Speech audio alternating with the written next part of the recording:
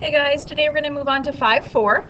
Yesterday we talked about log derivatives and specifically natural log derivatives. Today we're going to do exponential derivatives. So let's go ahead and look at an exponential function. For example, the function e to the x.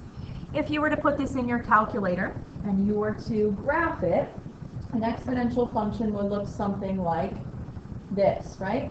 And if I do specifically e to the x, there are a few values that you should know without having to punch it in your calculator. But for example, e to the 0.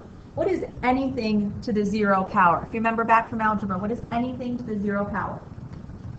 You should get 1. So when x is 0, your exponential function should cross at y equals 1. Okay? E to the 1. So what is e? What number is e? If you're not sure, punch it in your calculator this time, but make sure you memorize it. You end up getting 2.718-ish. Okay? So when x equals 1, I'm up here at almost 3. Well, that's not very, kind of crooked, but you know what I mean, right?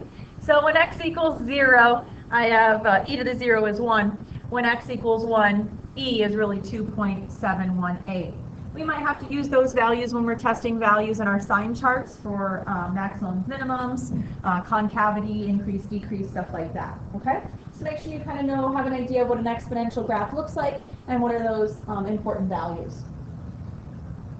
All right. Another thing we want to discuss is that natural logs and exponential functions are inverses of each other.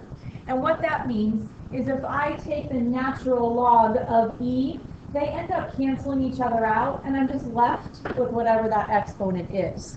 Okay? So for example, if I say the natural log of e to the 7th, my answer will really just be 7. They end up canceling each other out. Okay? It works the opposite way also. If I have e to the natural log, the e and the natural log cancel each other out, and I'm just left with whatever's left over there. Okay, so natural logs and exponentials are inverses of each other. They kind of cancel each other out. All right, now that we've done that, let's go ahead and get into some derivative stuff. Let's talk about some derivative rules real quick, and then we'll practice them. Okay, derivatives of exponential functions. The derivative of e to the x is just e to the x again. Okay, what it really is the derivative of e to the x times the derivative of the exponent. What is the derivative of x? Just 1, right? And so that's why it doesn't look like it changes much. So if my exponent was anything other than an x, so if it was e to the u, then to find my derivative, I would do e to the u times the derivative of u. Okay?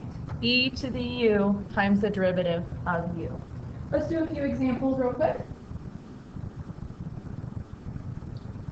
So find me the derivative of e to the 2x minus 1. The derivative of an exponential is that function times the derivative of the exponent. In this case, the derivative of 2x minus 1 is 2. So then I can rewrite it as 2e to the 2x minus 1. Good? All right, so what if I have this one? I don't know if you can see it. It's kind of hard to see on here, so let me rewrite this. I'm asking for the derivative of e to the negative 3 over x. It is an exponential, so we want to take the derivative of an exponential, which is just that function, times the derivative of the exponent. Okay? If you need to, off to the side, let's just focus on my exponent. My exponent is a negative 3. Can I bring this x up and say x to the negative 1?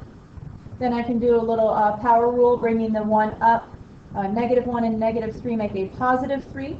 Subtracting 1 from the exponent makes my exponent a negative 2. And then I can bring it back down and make it positive. So I'm going to say 3 over x squared. You can rewrite that if you want to and put that first. It really doesn't matter.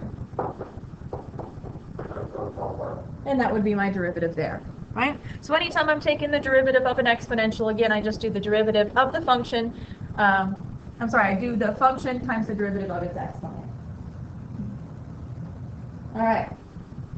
So what if I have something that looks like this? What this is saying is I have a number here. I have a number raised to a power.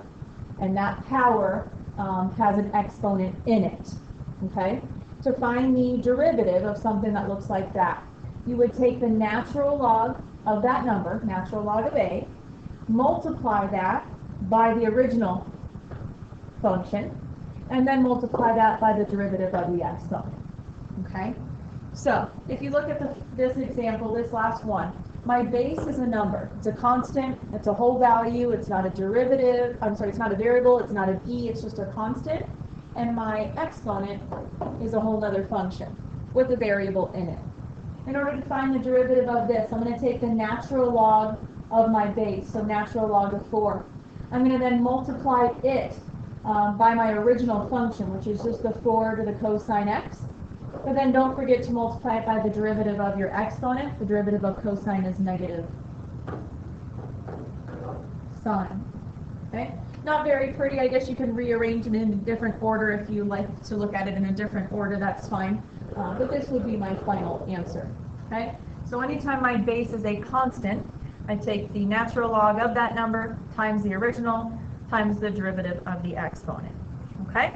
Make sure you practice your exponential derivatives. They will show up a lot on your test, on your AP test, so make sure you're comfortable with that. Okay?